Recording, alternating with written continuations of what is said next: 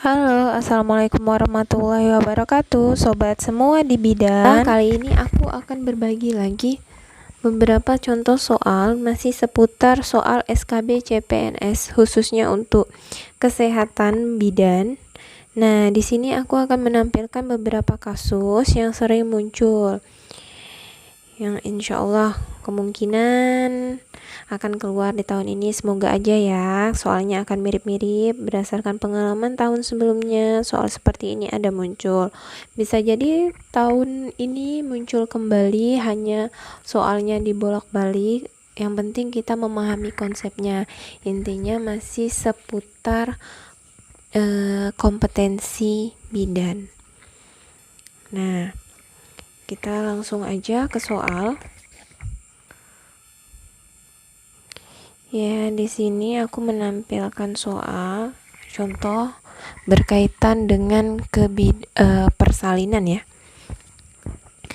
Seorang ibu, nah jangan lupa harusnya bacanya dari pertanyaan. Langkah selanjutnya yang tepat adalah, sebenarnya kalau misal kita udah tahu langkah selanjutnya, kalau misal kita udah kehabisan waktu seperti ini, kita bisa baca tindakan terakhirnya. Tapi untuk memahami soal, kalau memang masih ada waktu, ada baiknya kita memang baca dari awal. Kalau langkah selanjutnya ini sebenarnya kita bisa lihat tindakan terakhir yang dia lakukan.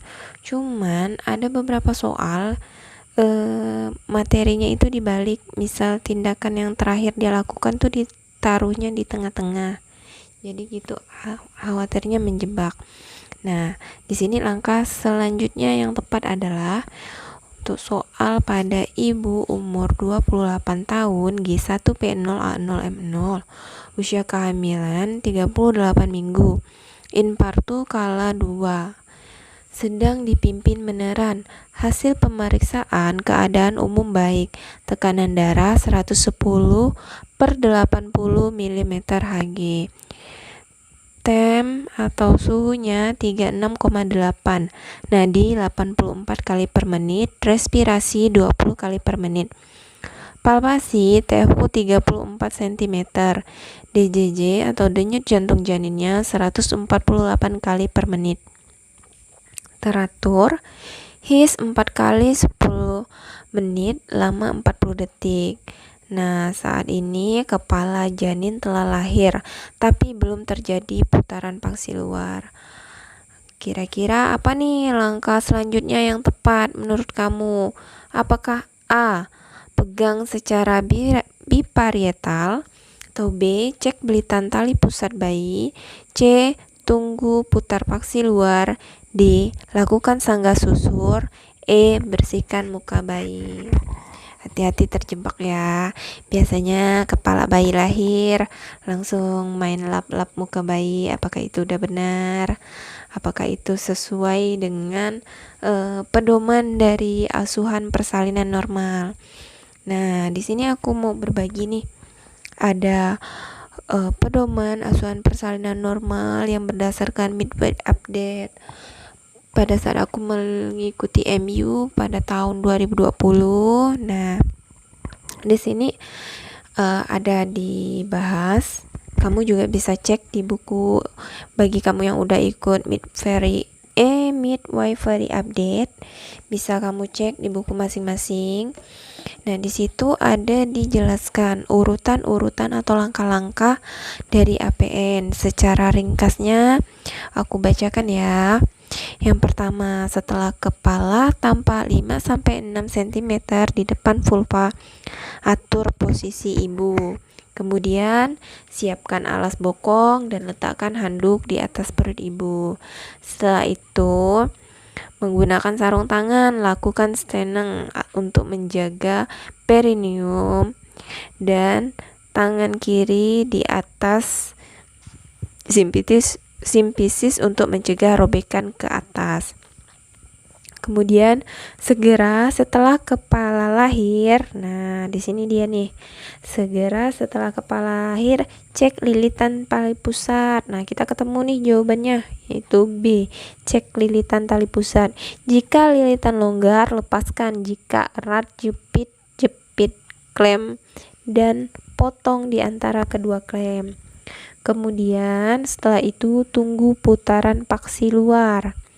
Setelah putaran paksi luar, barulah kita lakukan pegang kepala secara biparietal, curam ke bawah untuk melahirkan bahu depan, curam ke atas untuk melahirkan bahu belakang atau bahu bawah. Kemudian sanggah susur. Setelah sanggah susur, baru kita nilai tangisannya, tonus otot, warna kulit. Kemudian setelah penilaian, letakkan bayi di atas perut ibu, keringkan, ganti dengan kain bersih dan kering. Kemudian cek ada nggak janin kedua. Kemudian setelah itu kalau tidak ada, suntik oksitosin secara IM di sepertiga paha atas bagian luar. Kemudian setelah suntik oksitosin, jepit, potong, ikat tali pusat. Kalau memang yang tadi tali pusatnya nggak ada belitan, berarti potong tali pusatnya pada saat ini ya, setelah suntik oksitosin. Kemudian IMD, kemudian barulah PTT. Setelah PTT atau peregangan tali pusat terkendali, baru lakukan masase uterus selama 15 detik. Setelah plasenta lahir, kemudian cek kelengkapan plasenta dan cek laserasi. Nah, di sini yang sering terjadi kesalahan di sini nih. Pas setelah cek janin kedua kan suntik oksitosin dulu, baru jepit, potong, ikat tali pusat. Nah, kalau biasanya itu di lapangan sering terjebak di situ. Kita setelah gunting tali pusat baru suntik oksitosin.